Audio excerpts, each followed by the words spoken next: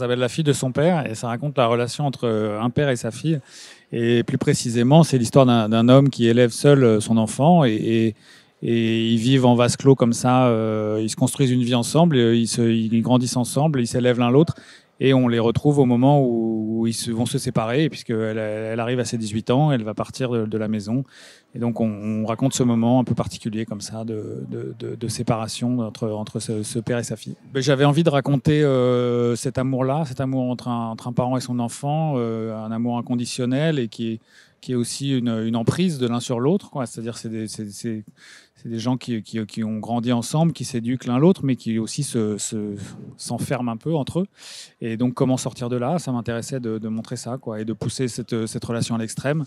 Et après, de voir comment des personnages extérieurs qu'interprètent Maud et Mohamed ici vont pouvoir les aider à sortir de ça et à grandir autrement. Je joue Hélène, j'ai des taxis. Le taxi Hélène, et je joue une sorte de... Je suis la compagne d'Étienne, jouée par Nawel Pérez-Viscart, et qui arrive comme un peu une sorte de fée des lilas. C'était en tout cas la référence qu'on avait, donc dans Podane de Demy, le personnage interprété par Delphine Seyrig, qui est là comme pour doucement, tranquillement remettre les contours d'une relation père-fille qui est là volontiers passionnée et passionnante, mais voilà, le moment pour dire les choses peuvent s'écrire maintenant autrement, maintenant que l'enfant a grandi. C'est une histoire de bouche à oreille, oui, viser chaque spectateur individuellement et qu'il parle du film autour de lui.